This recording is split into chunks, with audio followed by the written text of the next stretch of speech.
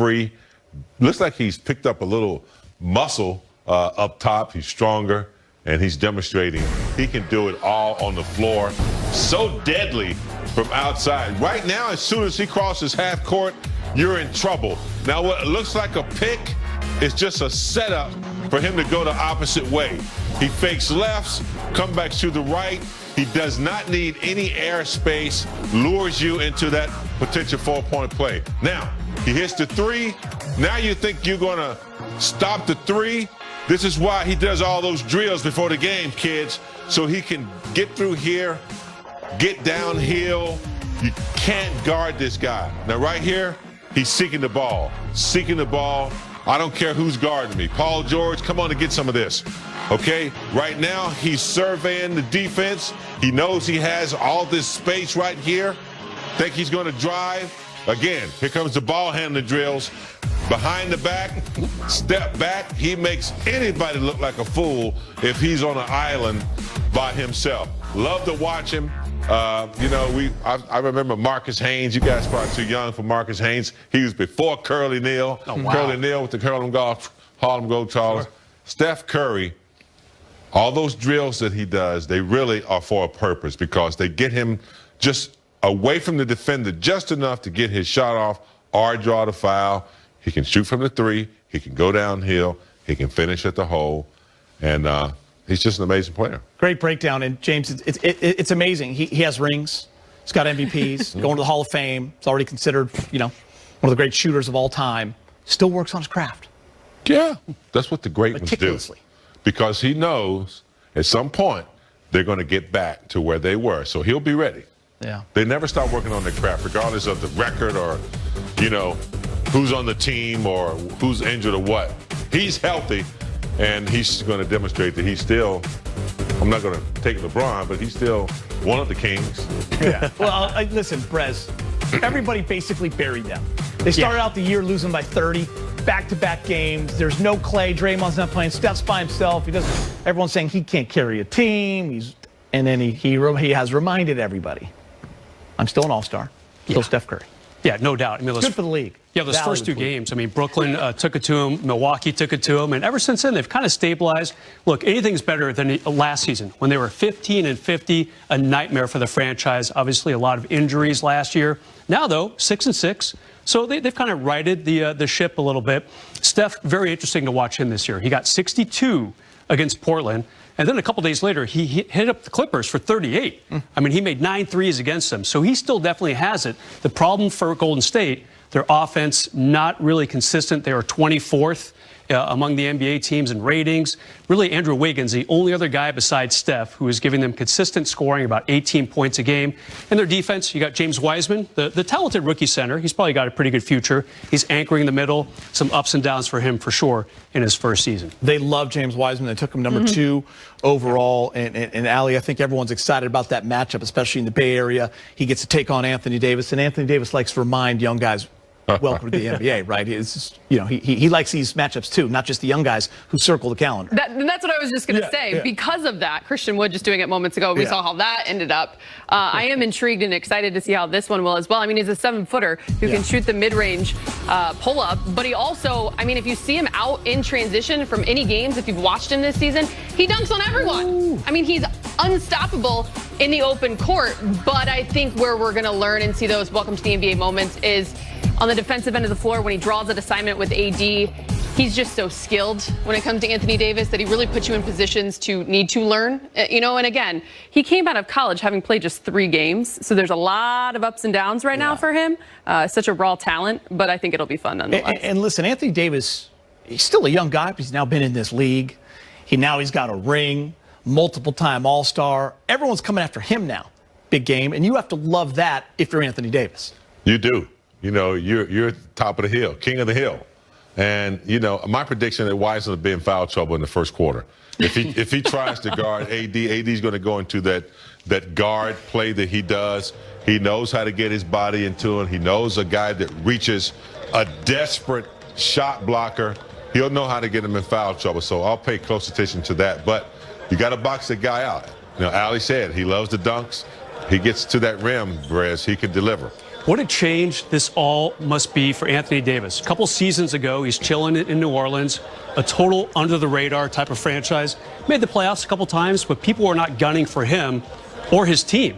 Now, every single night, he's got to go up against a young guy trying to take it to him, or a veteran team, starting with Milwaukee just a few days from now. They're kicking off that 7-game trip. Some really good veteran teams, Milwaukee, Boston, and Philly on the horizon. But big difference for him. Just from a couple years ago, he could just go down Bourbon Street, have fun. No one would really care. It's a Saints town. But not anymore. He's a Laker in Los Angeles. All right, Lakers getting out on the road.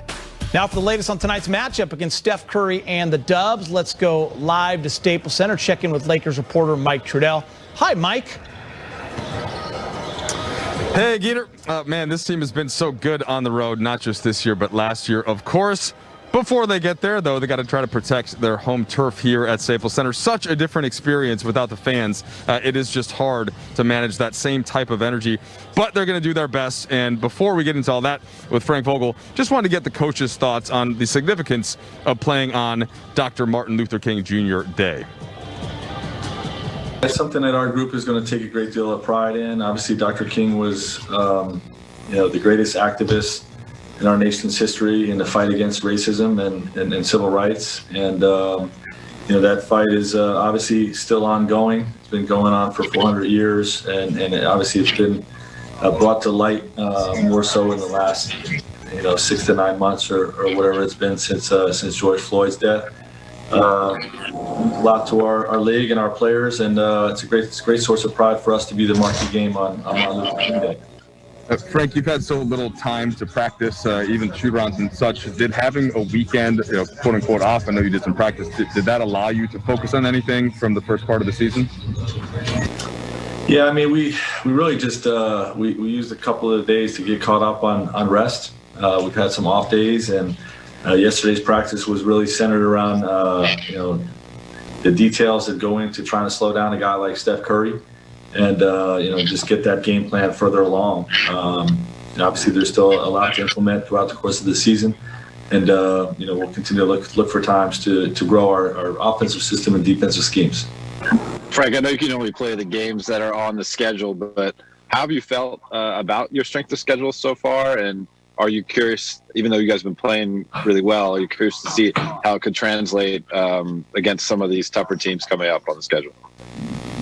I mean, all these games are just a test of your habits. Whether you're playing against a great team or a team that's playing really well or a team with a poor record, it doesn't matter. You're trying to play to a standard and win as many games as you can. We've been opportunistic with being able to play the Grizzlies without John Morant and the Spurs without LaMarcus Aldridge. In those early road trips. But again, we try not to focus on the strength of our opponent. They're still going to have 5 guys on the floor, and we got to execute at a high enough level to win. So, just focusing on us. All right, there's Frank Vogel. So curious to see what he said about Steph Curry there. Are they going to treat him like they treated Harden and Dame in the playoffs last year and really aggressively trap? Or is it going to be kind of a hybrid of that since it's still early in the regular season? We'll see, and it'll tell the tale of the game tonight. All right, appreciate that, Mike. Good work. We'll talk to you later. All right, the development of Kyle Kuzma is always a hot topic in Lakerland, and during the Lakers' current win streak, Kuz is playing the consistent brand of ball that the purple and gold need from him for this team. Take a look at the numbers in Friday's win over the Pelicans. 11 points in 22 minutes, but look at the 11 rebounds, 3 of 4 from three-point land. Efficiency. Following Sunday's practice, Kuz spoke about his added attention to rebounding this season. Just real focus this season on, just doing what I got to do to, impact the game for this team. And, for me, just playing with energy and, just trying to create extra possessions for this team and, really just trying to, win ball games. I think that's the most important thing. With me being playing more on the wing now, playing the 2, playing the 3, not so many guards or, wings or anybody in this league really that boxes out. So, just taking it personal, and just trying to help the ball club out. All right, he's averaging a double-double over his last 3 games, Kyle Kuzma. And I know for fans, a lot of times it's about his scoring and the consistency on the offensive end and the shooting, but he's added rebounding to his game. He's also been solid on defense, a lot of blocks coming over from the weak side. He seems comfortable in this role, James, and that's what the team needs. And it's the beauty when a young player recognizes what it takes to create longevity.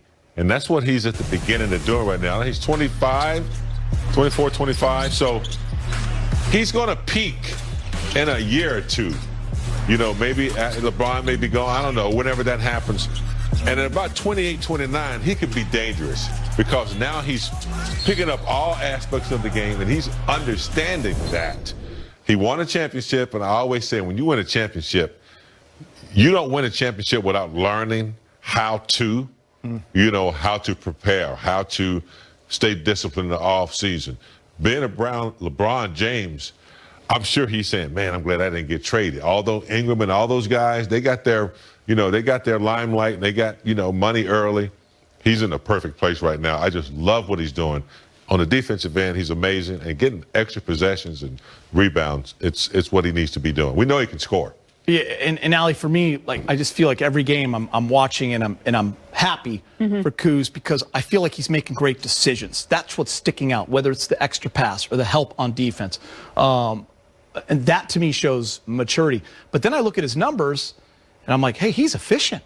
40% from 3 right now. I know it's early. By the way, that is real. You do say that. You don't just tweet about it. You say it. I say it. I'm like, extra pass. Like he wouldn't have done that 2 years ago. But I think what it is what we've been talking about a lot, really since the start of the bubble. His teammates have said it as well. The game is just slowing down for him. And you know, as a former player, that when the game becomes so slow for you, you're able to focus in and dial in on various ways in which you can actually impact and help a team win. And I think for him, he realized that that jump and that leap had to come on the defensive end of the floor, doing the hustle plays, winning the hustle plays in terms of rebounding, creating extra possessions and energy. And then players are going to want to reward you. They're going to want to give you the basketball. And his confidence is already there to then step up, knock down the shots. The efficiency has been something fun to watch. And a lot of that comes from, remember, he was hurt starting last year, supposed to be the 3rd member of this big 3, and that's not how this team was built. He's watching friends and peers around the league play on bad teams but score 25 a game. Guys get paid. He had to go through some growth there,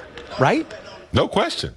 And that's hard for a young player to do when you know you have talent. Remember, he came in here like busting out of the gates. Everyone loved him, right? Bunch of young players around him, no veterans. All rookie team. Then all of a sudden, I have to learn how to play with real men, who've been there 8, 9, 10s and have won championships.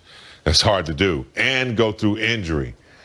Everybody talking about third wheel. Even he's going to be the 3rd guy. Once he overcame all of that and just decided, look, I just need to play the game.